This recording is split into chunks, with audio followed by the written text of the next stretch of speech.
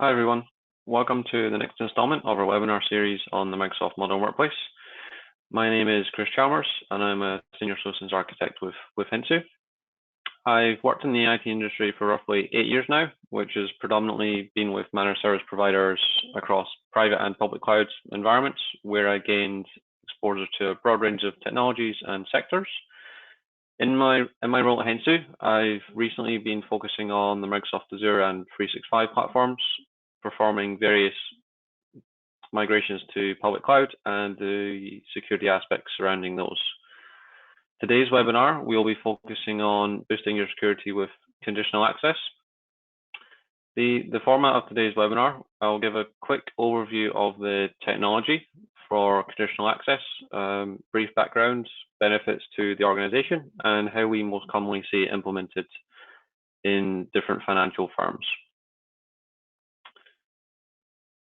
I am following the overview. I will then give a demo from the administrator side to show which sort of options are available for you to use. For conditional access, it's really the modern security perimeter now extends beyond your organization's physical network, where in previous years, a lot of organizations' data was protected in private cloud environments or on premises. They were usually behind firewalls. Firewall was your main gateway in.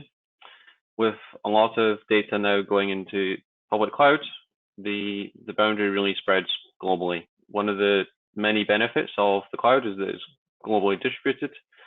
But with that, you can never be 100% certain where data resides for many compliance, redundancy, and replication reasons. So with conditional access, it applies at the forefront across all of those services, no matter where your data resides behind the scenes. Conditional access is really at the heart of the new identity-driven control panel. Using different signals, it can take identity data from users, devices, apps, and real-time risk. Conditional access is predominantly used by Azure Active Directory to bring those different signals together to make decisions and then enforce your organization's policies. There are 4 types of signals: user and location, device, applications, and then real-time risk analysis performed by Microsoft. Conditional access in its simplest form is effectively if-then statements, wherein if a user wants to access a resource, then they must complete an action. So for example, if HR want to access a specific application that's published in Azure Active Directory, they fall under user. You can also check if their device is compliant, if they're trying to access the application, and then if there is any real-time risk threats associated with those.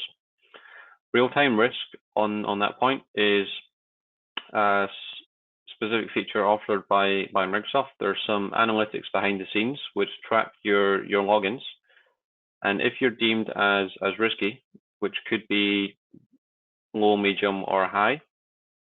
For example, if you log into your environment from the UK, and then you try to log in to the same environment from a different source IP address from the United States or a different country, it might flag you as impossible travel, since there is no feasible way that you could make it between point A to point B in the period of time that you logged into those different locations. So there's some smarts behind the scenes that can enforce conditional access policies to either require MFA as an additional verification or outright block access.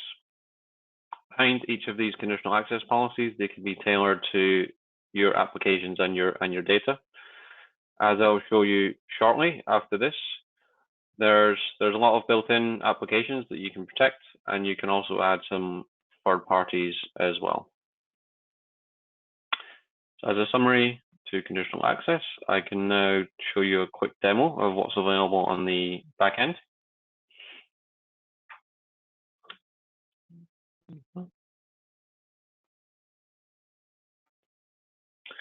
Conditional access is available through the Azure portal at portal.azure.com.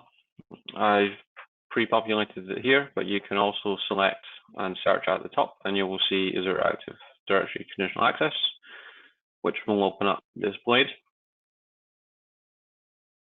You have a list of policies that are available that I have installed in my sandbox. You have some other options on the left-hand side for name locations, custom controls, terms of use, for example. If we were to go ahead and create a new policy,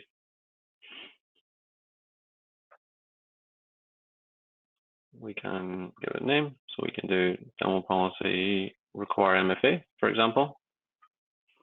And then you can see your signals almost on the left-hand side where you can assign the conditional access policy. The majority of these options have inclusions and exclusion options. So for example, you can select to include all users, but you do get a warning prompt here that you need to make sure that you don't lock yourself out. Since this policy affects all users, then it's recommended to apply it to a small set of users first. Usually when we are implementing conditional access for a client, we would roll it out to a pilot group of users first. They're usually designated as champions or advocates within the organizations. They can be a bit more tech savvy and more open or willing to report problems and receptive to any problems that they might come across. In this case, if we select all users, you can also have a choice of selected users based on guest and external, specific directory roles, which are in Azure AD, or you can choose to select only a specific group of users. If we were to select all users and then on the exclusion tab, you can do very similar. You've got the same options really. So then you can provide specific users, or it's always recommended to use group-based so that you can modify the group on the Azure Active Directory side rather than having to come in and modify your conditional access policy each time. Since you can use the same group across conditional access, then that can simplify your administration as well.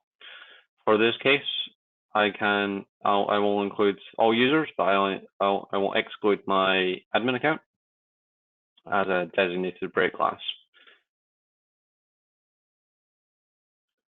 From our cloud apps and actions, very similar setup. You can include all cloud apps and you see the same sort of warning message. You can also select certain applications which are registered in your tenant.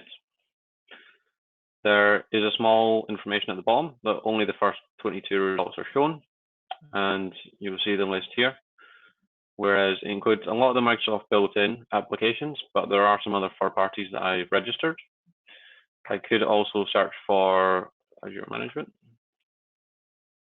and I can select that specifically, which would be this console that I'm in now. So I can select just one application. You, of course, have the same choice of excluding cloud applications if you had a larger list. On the conditions is where we can get a bit more granular. With the sign-in risk that I mentioned previously, you can configure if that is a condition to either trigger if it's high, medium, low, or no risk.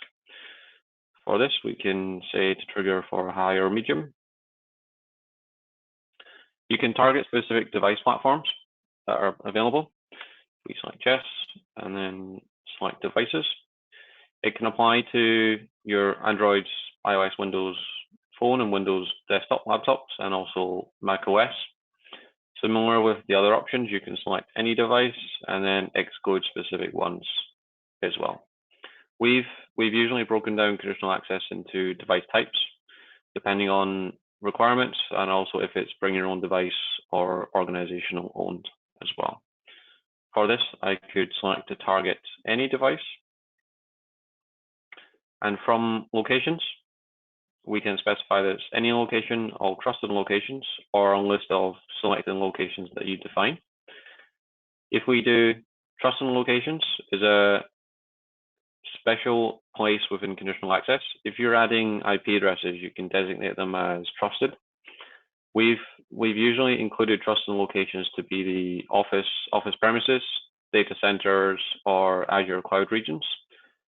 When we're using trusted locations, we typically exclude those from MFA. It can give the user a few less hoops to jump through, either when they're opening a new service, logging in for the first time, or performing certain actions. Whereas when they're outside the organization's trusted locations, they'll have to complete those steps.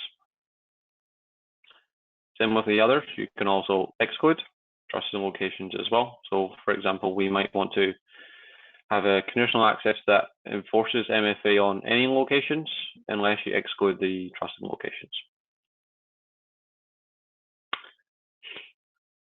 Client apps.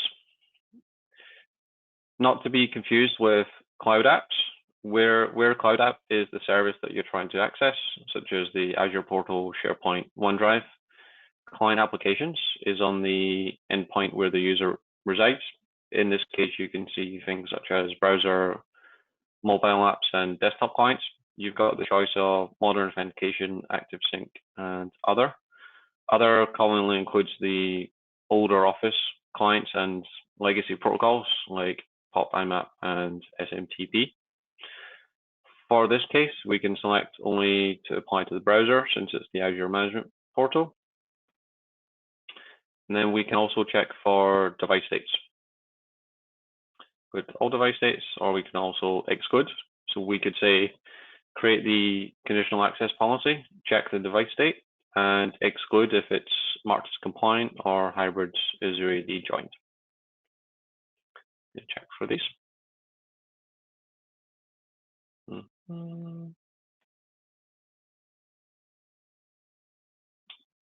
You can then choose to, for your access controls, you have an option of outright blocking access entirely, or when you're granting access, you have to choose additional controls, and you can either require MFA, require the device to be compliant, hybrid joined, using an approved client application, or application protection policies.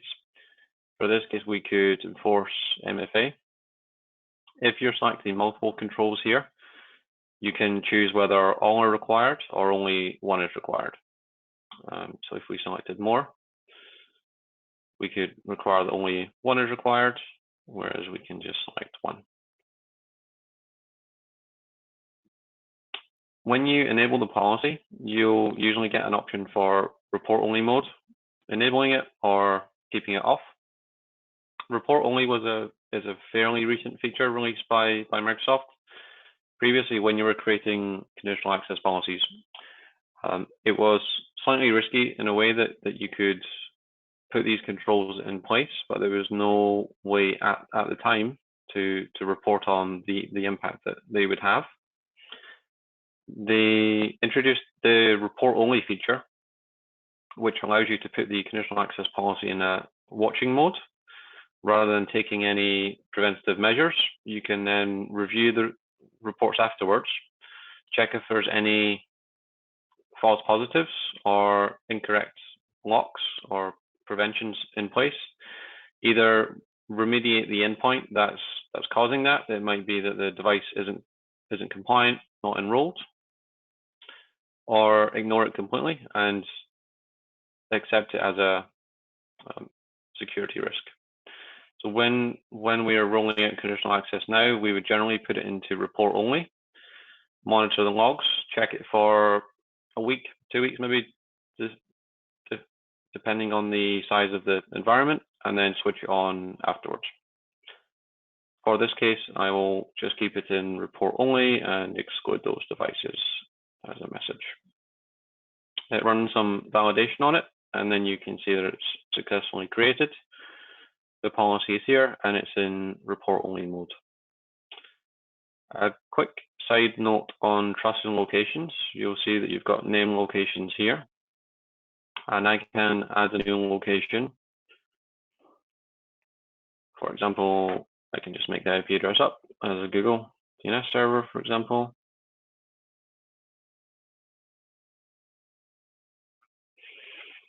And then we can mark the IP address as trusted.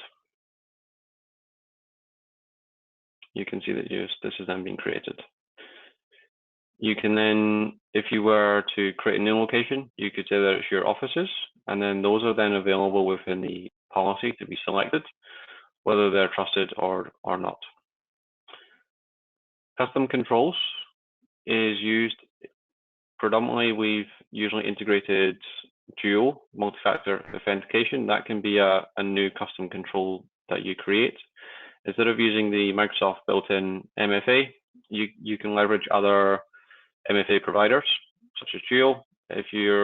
When you're following the setup provided by them, they'll give you a JSON file such as one of these, and then it will register as a custom control on your granting options.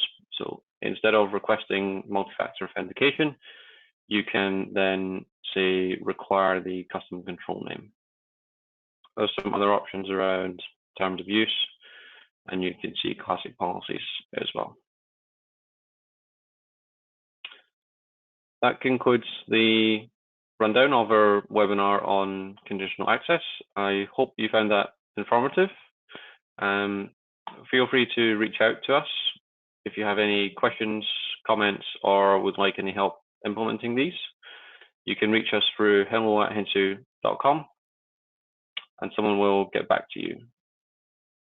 Thanks for attending, and see you next time.